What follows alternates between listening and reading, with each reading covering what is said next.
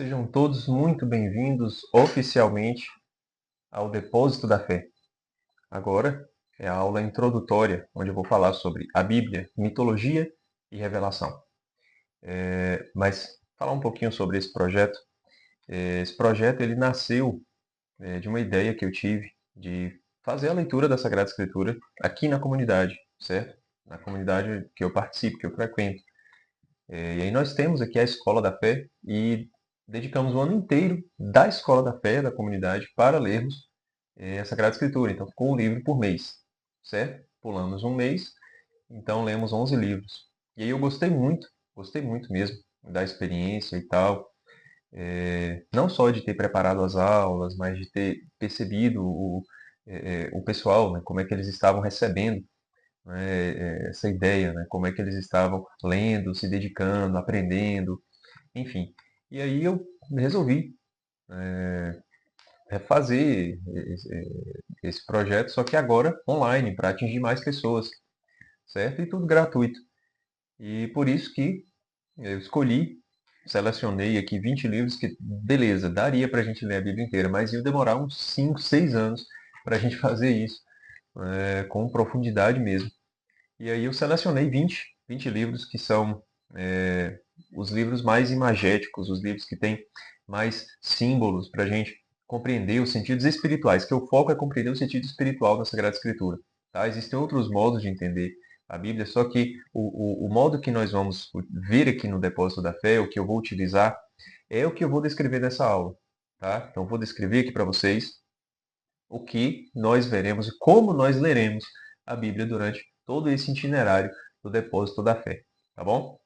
E o nome Depósito da Fé vem de São Paulo, tá? Das cartas de São Paulo, e quer dizer justamente o conjunto, o depósito, né? Ali, a poupança da fé. Onde é que está a fé, certo? O conjunto de coisas que definem, que descrevem, que são de fato a fé. A fé da igreja, a fé das Sagradas Escrituras, a fé revelada, certo? A virtude da fé. Então, tudo aquilo que é a verdade de Deus, que está nas Sagradas Escrituras. Tá? Então, por isso, depósito da fé. Vamos lá. Então, vamos começar olhando para as Sagradas Escrituras. Né? Peguem aí a Bíblia. E a gente pegando a Bíblia hoje, como é que a gente recepciona essa Bíblia? Como é que a gente vai tomar e ler a Sagrada Escritura? Tá? Porque, tudo bem, a gente pode fazer um contexto histórico, pegar toda como a Bíblia foi formada, as divergências de textos, né, todo, enfim, uma série de coisas que são importantes, são interessantíssimas, né, que vocês encontram por aí. Mas a Bíblia que você tem nas suas mãos, ela, além de ter todo esse contexto histórico de formação, ela cai na sua mão como um livro que precisa ser aberto e lido. Beleza. Então, pegando a Bíblia hoje, o que que a Bíblia é para nós hoje, certo? Não de forma abstrata, que a gente pode dizer, é a palavra de Deus, é a história de Jesus Cristo, é tudo isso. Mas o que que a Bíblia é para nós hoje? Pegando a Bíblia hoje, o que que ela é, certo? Ela é uma Bíblia, a própria palavra diz, né? E Bíblia significa o quê? Os livros. Então, beleza. Tem ali, né, seus livros, uma coleção de livros do Antigo Testamento e do Novo Testamento. E a gente chama de Bíblia Sagrada ou de Sagrada Escritura, que significa os livros sagrados, certo? Bíblia Sagrada, os livros sagrados. Né? Bíblia é uma palavra grega e ela foi chamada também de Bíblia Torragia, que significa os livros sagrados, né? Ou Sagrada Escritura. Pronto. Bíblia é fácil da gente entender. São essa coleção de livros do Novo e do Antigo Testamento. Mas por que sagrada? Por que sagrada? Uma coisa sagrada é uma coisa separada, né? Separada para Deus ou consagrada para Deus. Quando se faz uma consagração dos objetos, né? Quando se abençoa, quando se separa os objetos para a liturgia, ou quando se separa uma pessoa para ser sacerdote, desde o Antigo Testamento, né? O que acontece? Aquela pessoa, aqueles objetos, eles recebem uma bênção especial de Deus e não podem mais se misturar com as coisas profanas. Profano aqui quer dizer que está além do pano. A gente vai entender tudo isso no decorrer das aulas, tá? Mas o profano é aquilo que não é sagrado. O sagrado é aquilo que não é profano. Então, não pense que a palavra profano tem um peso pejorativo de algo ruim. Não, é tudo aquilo que não é sagrado. É profano. Beleza? Então pronto. As pessoas consagradas eram pessoas separadas para Deus. Os objetos consagrados são os objetos separados para Deus. E a Bíblia Sagrada são os livros separados para Deus. São os livros consagrados por Deus. E se são consagrados por Deus, se são separados, se são sagrados, se não são profanos, eles têm em si um germe, uma semente da graça de Deus, de uma ação divina, uma consagração. Então quer dizer que uma pessoa, sei lá, Samuel, vamos lá, hipoteticamente, tá? Samuel escreveu 2 livros e aí Deus separou aqueles escritos para si. O que quer dizer? Deus inspirou Samuel para escrever, tudo que foi escrito é verdade, certo? E aquela escritura foi consagrada para Deus, foi reservada para que ela revelasse para as pessoas a verdade. Não somente a verdade literal, histórica que está escrita, mas uma verdade sobrenatural. Uma verdade simbólica. Uma verdade espiritual. Certo? Então, esse é o sentido de Sagrada Escritura, de Bíblia Sagrada. Tomando a Bíblia hoje nas nossas mãos, nós temos uma coleção de livros que foram separados para Deus, consagrados por Deus, para revelar as verdades divinas. É o depósito da fé. Tá? Em palavras pobres, digamos assim. Agora, entramos numa outra questão. Nós chamamos a Bíblia de revelação. Por que revelação? Os livros revelados, aqueles que foram revelados, porque existia uma série de livros, tanto do Antigo Testamento quanto do Novo Testamento, que não estão no cânone das Sagradas Escrituras, certo? Que estão espalhados por aí, que estão disponíveis na internet, mas que não fazem parte da revelação, certo? Então, por que esses livros não estão aqui e por que esses são revelados e os outros não são revelados? Eu não vou entrar aqui na questão de diferença de Bíblia, tá? De uma Bíblia para outra, né? Porque a gente sabe que a diferença da Bíblia católica para a evangélica são 7 livros no Antigo Testamento, né? Tem algumas vertentes ortodoxas, se não me engano, que tem mais livros do que a Bíblia católica, tá? No Antigo e no Novo Testamento. Então, enfim, vamos pegar a Bíblia do jeito que nós temos agora nas nossas mãos, certo? Principalmente o Novo Testamento, que é exatamente igual entre católicos e evangélicos.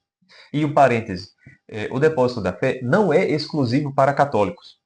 Tá? Se você é evangélico, se você, sei lá, testemunho de Jeová, se você é ateu, quer participar do depósito da fé, pode entrar. Tá? Pode entrar. Venha ler a Sagrada Escritura com a gente. Tá bom? Não é exclusiva para católicos. Mas vamos pegar aqui, certo? O Novo Testamento, tal como nós temos em comum, católicos e evangélicos. Todos os 26 livros do Novo Testamento. E esses livros, certo?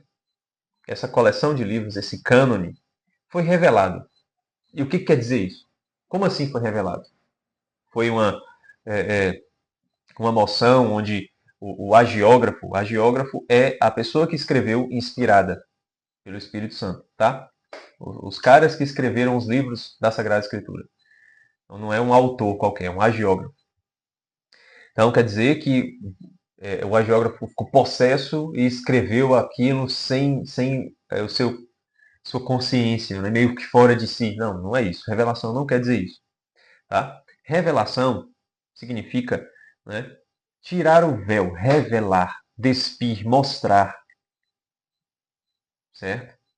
Então, por que revelação? Inclusive, a palavra apocalipse é revelação. A tradução da palavra é revelação.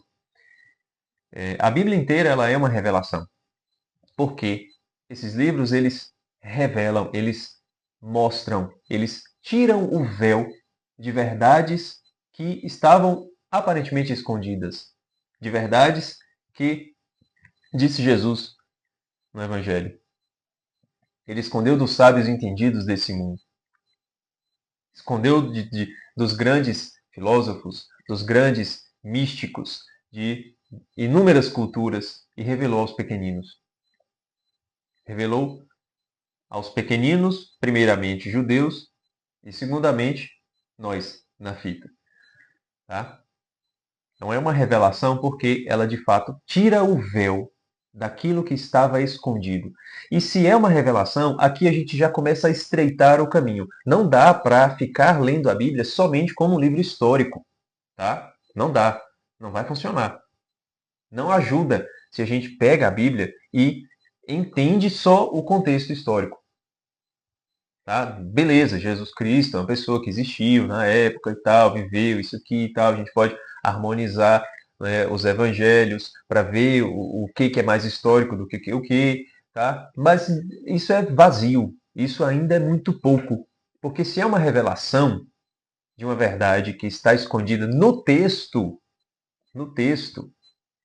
a gente precisa tirar esse véu e olhar com os olhos espirituais, com os olhos do sobrenatural, certo? Com as alegorias, analogias, com símbolos,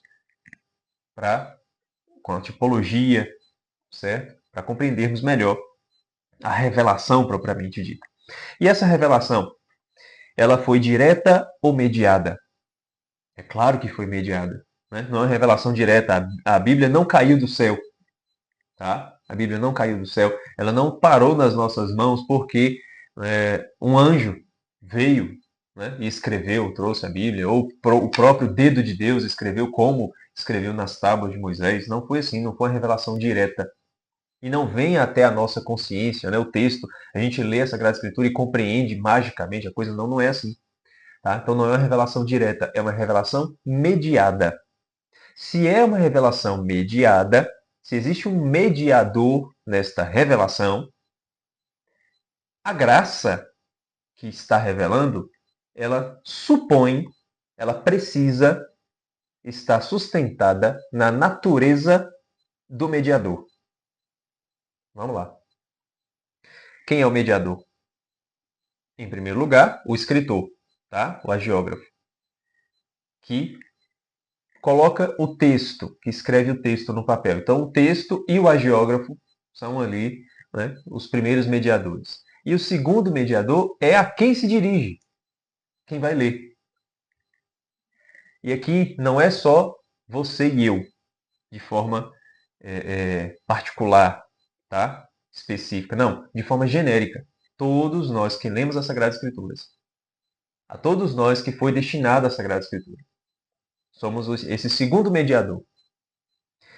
Se a graça que revela precisa do suporte da natureza do mediador, a gente precisa levar em conta a mente do escritor, do agiógrafo, e a capacidade do leitor.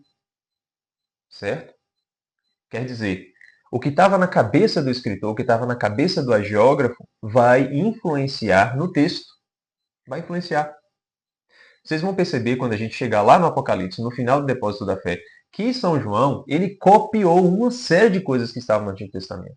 Uma série de imagens. Todo mundo tem medo do Apocalipse, mas as pessoas não leram o restante. Né? Não leram o que veio antes. E aí não percebe que São João usou uma série de imagens que estão presentes no Antigo Testamento. Ele foi influenciado por aquilo que ele estudou antes, certo? Por aquilo que estava na sua memória, na sua imaginação. E o leitor, nós leitores, nós precisamos ter o mínimo de capacidade, porque, por exemplo, né, claro, não é para excluir ninguém, tá? Entenda. Uma pessoa que não sabe ler, um analfabeto, ele não vai conseguir entender a Bíblia. Não vai. Porque ele precisa ler o texto. Tá, se alguém ler para ele, explicar, são outros 500. Mas dê a Bíblia na mão de uma pessoa que é analfabeta. Ela não vai conseguir ler. Ela não vai saber ler. Isso vai atrapalhar na hora dela compreender o texto. Certo? Então, a natureza do segundo mediador também precisa ser o suporte para a revelação. E não só saber ler, mas aí que entra outra coisa. Né? A gente não pode interpretar a Bíblia do jeito que a gente imagina as coisas, do jeito que sai da nossa cabeça a nossa compreensão do texto. A gente precisa estudar, a gente precisa crescer, a gente precisa ser mais inteligente, a gente precisa conhecer mais coisas, não só da natureza, do mundo ao nosso redor, mas das coisas de Deus. Tá? A gente precisa ler o que os santos disseram, o que os doutores disseram, porque quanto mais a gente vai compreendendo melhor as coisas que estão ao nosso redor, a nossa natureza, mais capazes nos tornamos para compreender o texto.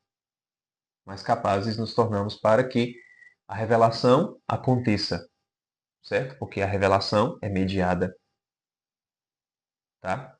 Então temos esses dois mediadores e temos esse movimento, tá? Esse movimento.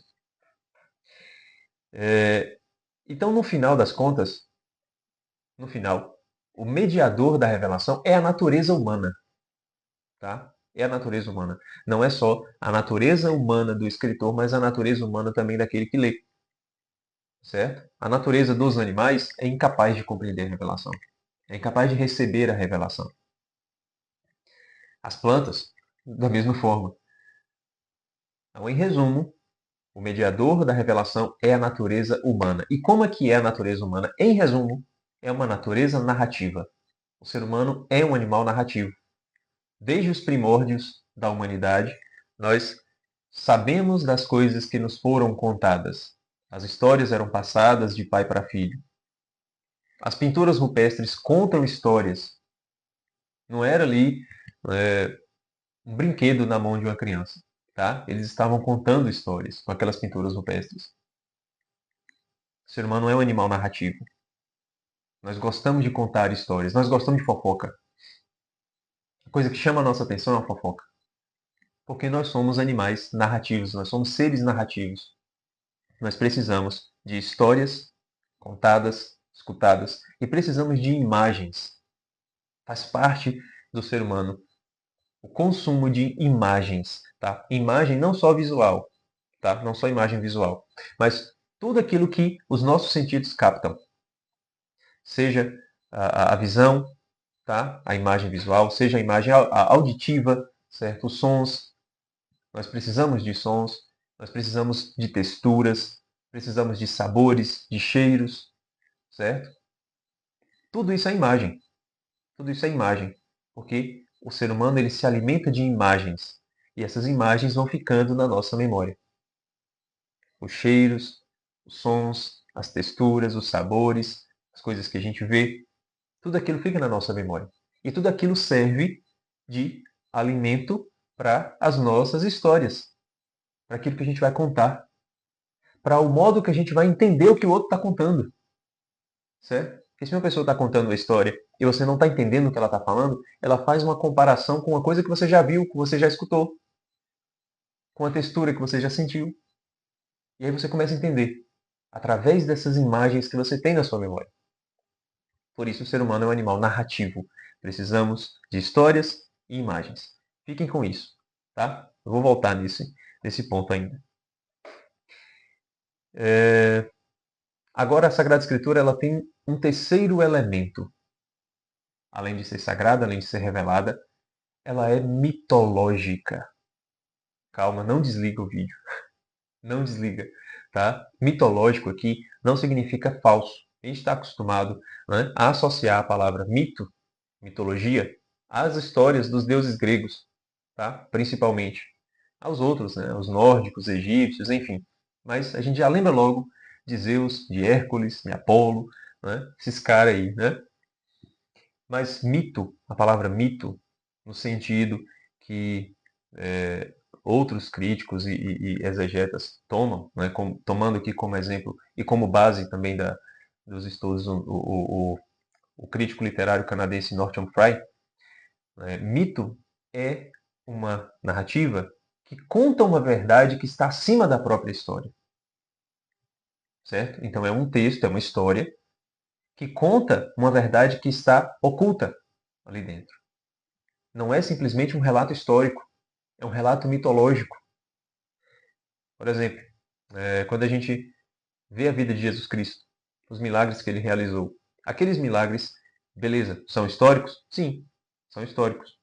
Mas eles não contam apenas a historicidade do que Jesus fez. Eles contam aquilo que Cristo continua fazendo e quer fazer na minha e na sua vida.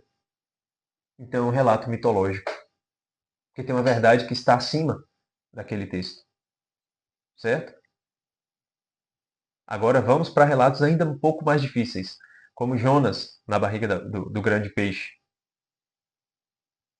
Esse daí já salta dos nossos olhos, né? Quando a gente tenta imaginar uma realidade dessa, de que Jonas ficou dentro da barriga de um peixe. Beleza, a gente pode acreditar nisso. Pode acreditar, tá? Mas é difícil da gente acreditar nos dias atuais. Da gente imaginar uma coisa dessa acontecendo aqui na esquina, né? É difícil. A gente pode acreditar? Pode acontecer? Claro que pode, mas é mais difícil. É menos palpável para a gente, tá? Independente se é fácil ou difícil de compreender, a Bíblia ela é em si um relato mitológico. Além da historicidade do texto, existe um relato mitológico, que é o principal, que é o mais importante, que é o texto que está revelando uma verdade que está acima da própria história, certo? Por isso que a Bíblia ela é mitológica, é nesse aspecto, nesse sentido. E é assim que nós devemos ler a Bíblia inteira, certo? Como uma literatura mitológica, como um mito, não como falsidade, pelo amor de Deus. O mito não tem nada a ver com ser falso ou ser verdadeiro, mas tem a ver com contar uma verdade que está acima da própria historicidade do texto, literalidade do texto, certo? É um texto mitológico. Por isso que nós podemos crer em todas as coisas que estão nas Sagradas Escrituras? Sim, podemos crer. Podemos crer como mitos. Podemos crer como símbolos. Podemos crer, claro, sendo verdadeiros, sim, mas principalmente nos ensinando verdades que estão acima da própria literalidade do texto. Porque aquilo que o texto da Sagrada Escritura enfatiza como sendo histórico, aí é óbvio, né? Se Cristo não ressuscitou, vã é a nossa fé, diz São Paulo. Não dá para a gente questionar esse negócio. Não dá.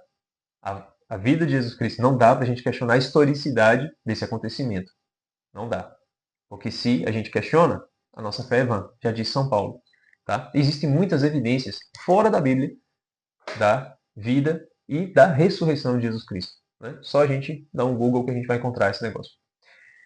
Mas os relatos do Antigo Testamento, principalmente, eles passam pela nossa fé. Sim, a gente pode crer. Mas, como eu disse, principalmente, independente da literalidade do texto, da historicidade do texto, esse texto está me contando uma verdade que está acima da própria narrativa, da própria historicidade do próprio texto. Tá? Isso não diminui a nossa fé. De jeito nenhum. Muito pelo contrário, muito pelo contrário. Aumenta ainda mais, porque quando a gente começa a compreender essas verdades que estão, não vou dizer ocultas, né? Porque fica parecendo um negócio meio esotérico, né? Ah, sim, é o ocultismo que eu vou revelar os segredos que estão na Bíblia. Não, se fossem segredos, eu, né, comedor de feijão, não ia aprender assim tão facilmente. Mas são coisas que estão além da simples visão, além do olhar científico, literal, histórico, certo? Algo que precisa de um pouco mais de atenção para a gente conseguir escutar, conseguir enxergar. Certo. Nós sabemos agora, né, o que é a Bíblia. Uma segunda parte dessa aula é como ler a Bíblia. Já dei algumas dicas, né, de ler como algo mitológico, mas a gente precisa levar em consideração mais 3 pontos, 3 elementos.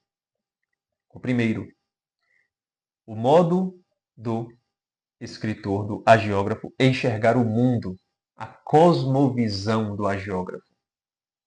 O que é cosmovisão? É a visão do cosmo. Cosmo é o mundo material. Como que o escritor via o mundo material? E aqui eu já sinalizei também que O escritor ele tem muita influência daquilo que ele já conhecia antes de escrever, né? Ele não vai escrever uma coisa que ele não sabe.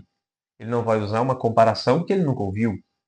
Ele vai colocar no texto aquilo que está na sua memória. O Espírito Santo vai inspirar para poder arrumar tudo direitinho, tudo bem feito. E aquele conjunto do texto vai ser consagrado. Foi consagrado por Deus.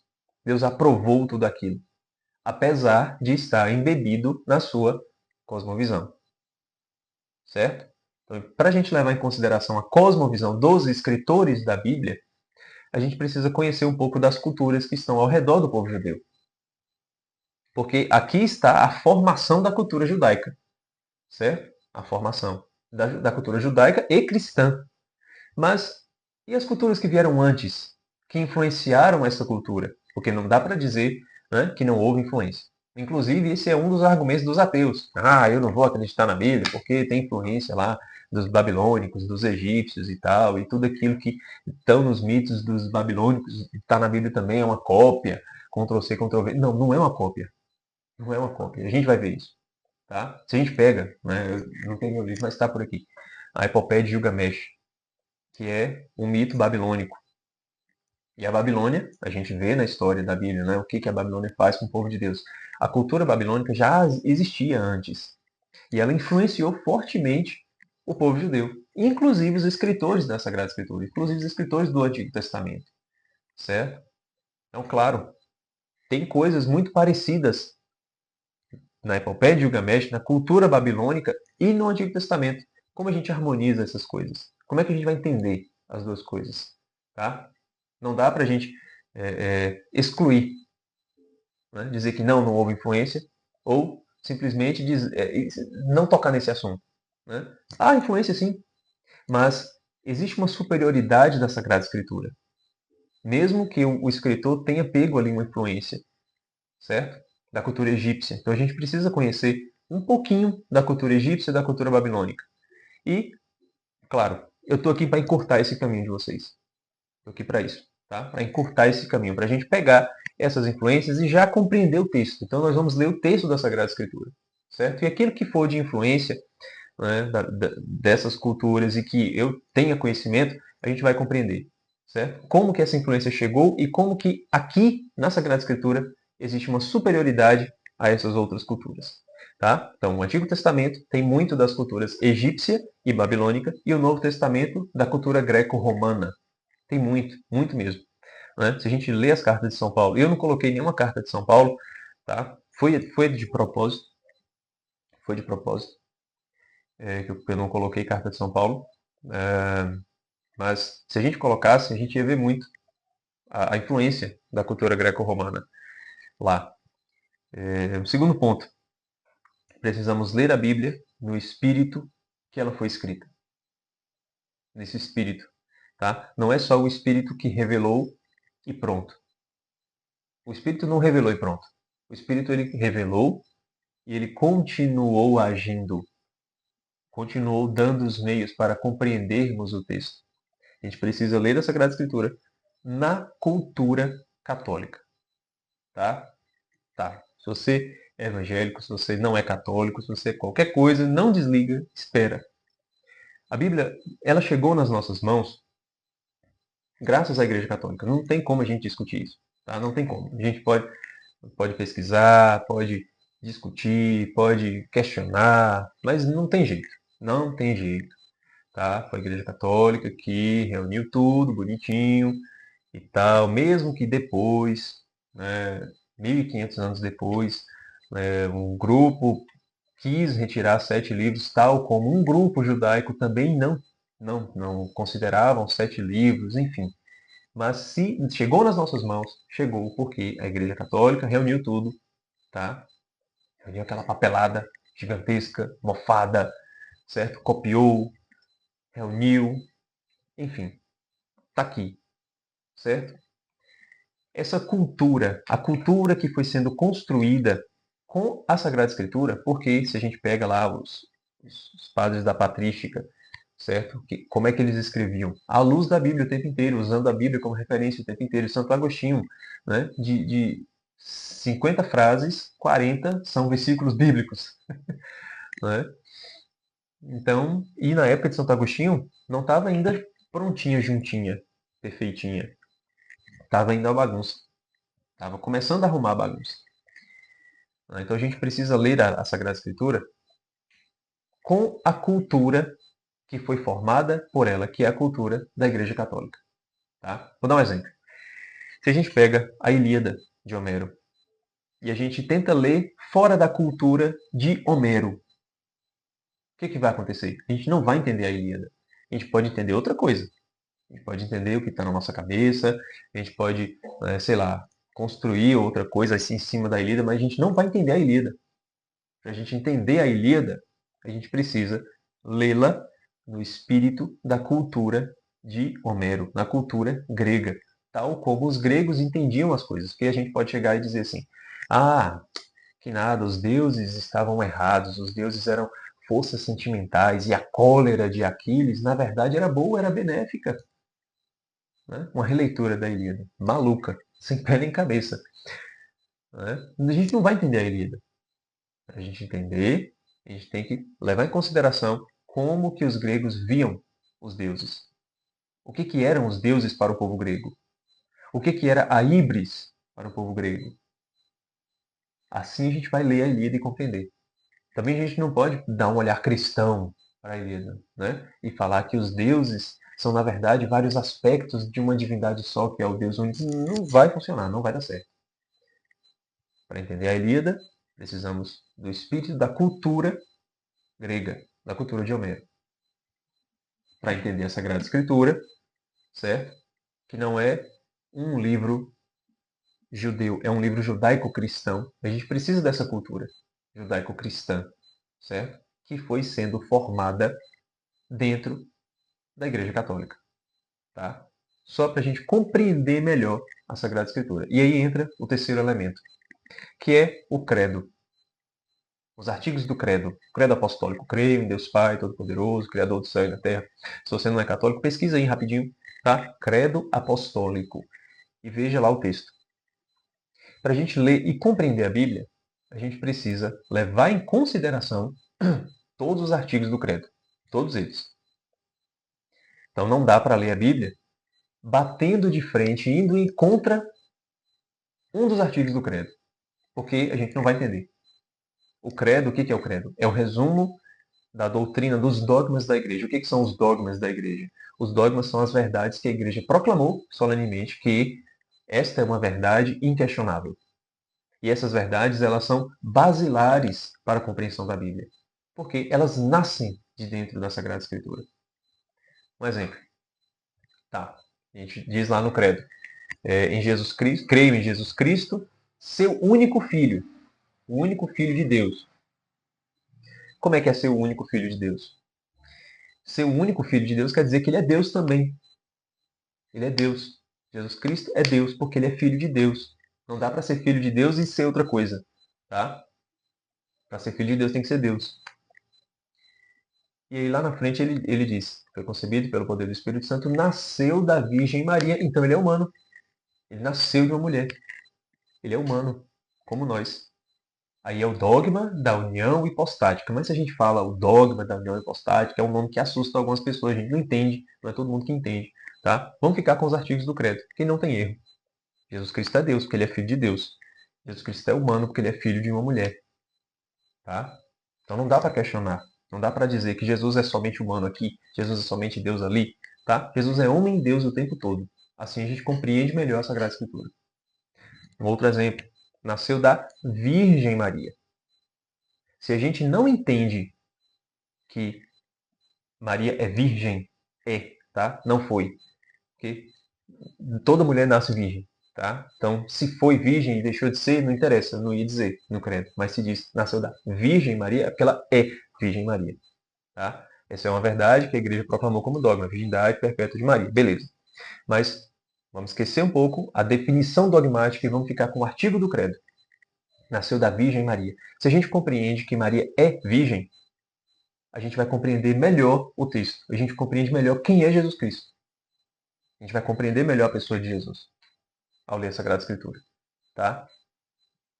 Então, mais uma vez, não é só para católicos, mas a gente percebe que a Bíblia ela veio de uma cultura e a gente precisa ler nesse espírito, tá?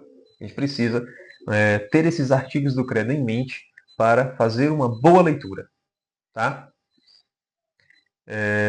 E aí a gente precisa ler com aquilo que o Norton Price chamava de suspensão da descrença, tá? Não é porque, então quer dizer que eu vou ter que deixar de ser evangélico e acreditar agora que Maria era virgem. Não, não quer dizer isso, tá? Mas o que quer dizer? Que a gente precisa ler suspendendo a nossa descrença. Então a gente tem que crer em tudo que tá sendo dito ali no texto para compreender o texto, certo? Da mesma forma que a gente lê uma literatura, tá? A gente lê, sei lá, pega lá uma obra de Tolkien, certo? Então você vai, então elfo não existe, eu não vou ler esse negócio. Dragão não existe, eu não vou ler esse negócio. Né? Então a gente não vai compreender nunca o que Tolkien está querendo dizer com aquilo. A gente precisa suspender a nossa descrença, acreditar em tudo que está sendo dito ali para compreender bem o texto. Tá?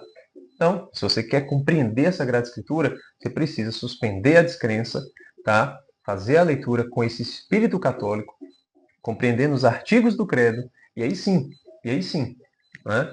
A gente compreende o que o texto está querendo dizer. A gente compreende a revelação, tá bom?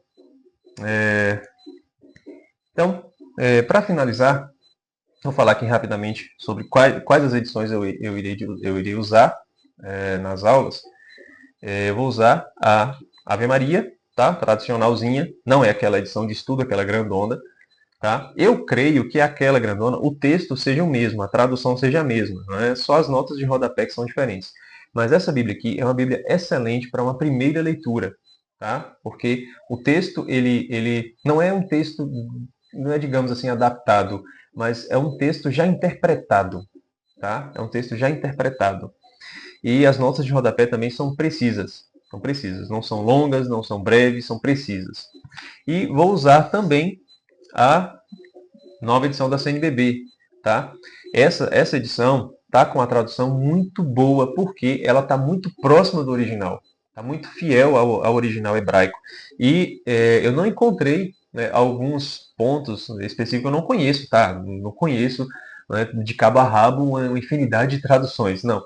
Mas eu sei que essa aqui está muito próxima do original, está muito fiel ao original. E ela está melhor do que, por exemplo, a de Jerusalém. Tá? A Jerusalém tem uma tradução excelente, está próxima do original, está mais próxima do original que a Ave Maria, sim, mas está menos próximo da original do que essa da CNBB, tá? Que é a tradução, se não me engano, é de 2018. Tá? A Bíblia é nova, a edição é nova, mas a tradução é de 2018. Outras Bíblias, né, você quer usar outra Bíblia? Pode usar, tá? Pode usar, fica à vontade. Não vai ter muita diferença, não vai ficar muito distante das aulas. Não vai ficar. E se tiver alguma dificuldade, você manda mensagem lá no grupo, tá? Manda mensagem para mim, para a gente alinhar onde é que está essa diferença, o que você não está conseguindo compreender, tá? Para facilitar, para unir, para a gente compreender tudo direitinho, tintim por tintim, tá? Mas eu não recomendo se tem alguma tradução que eu não recomendo, eu acho que não, tá? A pastoral não é uma tradução, não tem uma tradução boa, certo? A Bíblia pastoral não tem uma tradução boa, as notas de rodapé também não são boas. Eu conheço, tá? O texto da Bíblia pastoral. É uma que eu não recomendo, tá? Mas se você é evangélico, você não tem nenhuma dessas traduções, usa a da Almeida, tá? Quanto mais tradicional a tradução possível, melhor, tá? Quanto mais próximo ali da Almeida tradicional, antiga, aquela tradução Almeida é excelente, tá? Excelente mesmo, a tradução é muito boa. Essas revisadas e com texto adaptado, seja Almeida, seja Bíblia Católica com texto adaptado, não é muito boa, porque quanto mais a gente vai tentando adaptar a linguagem para os nossos dias, a gente acaba esvaziando o sentido de algumas coisas que são essenciais, certo? Por isso que eu vou usar essas duas, tá? Por isso que eu estou dando preferência a essas duas. A da CNBB, porque ela está próxima do texto original, e a da Ave Maria, porque ela já tem uma tradução já pronta para quem precisa ler no espírito católico, tá? Já ali compreendendo os artigos do credo, certo? Por isso essas duas eu vou usar principalmente. Mas como eu falei, quer usar do Peregrino, a de Jerusalém, do Padre Mato Soares, enfim, a Almeida, podem usar. e aquilo que ficar diferente, aquilo que ficar difícil, certo? Da aula para o texto, manda mensagem que a gente alinha essa diferença aí, tá bom? Então, na próxima aula, a gente já vai entrar de fato nas Sagradas Escrituras, certo? E eu farei a aula sobre Gênesis de 1 a 5, do capítulo 1 ao capítulo 5, certo? Então façam aí a leitura antes da aula, para que na semana que vem, né, com a aula, a gente possa compreender juntos a grandeza da Sagrada Escritura, já começando com o livro do Gênesis, tá bom? Então, agradeço por você ter tido paciência e assistido essa aula até aqui. Se você ainda não estava sabendo desse projeto, se você não está no grupo do WhatsApp, tem aí o link na descrição, certo? Entre aí no grupo do WhatsApp, é gratuito, certo? Para a gente se aproximar, para a gente tirar as dúvidas, porque aqui no YouTube, você pode deixar o seu comentário aí, certo? Mas eu não vou olhar tão rapidamente quanto no WhatsApp, certo? E a facilidade de diálogo no grupo do WhatsApp é muito maior do que nos comentários aqui do vídeo, tá bom? Mas não deixe aí de cumprir a liturgia do YouTube. Curta esse vídeo, certo? Se inscreva no meu canal, ative as notificações, compartilhe para os seus amigos, para que eles também descubram, né, o que a Sagrada Escritura não é apenas um livro histórico, ela é uma mitologia revelada, tá? E para que os seus amigos também entrem no grupo do Depósito da Fé, tá bom? Um abraço e até a semana que vem.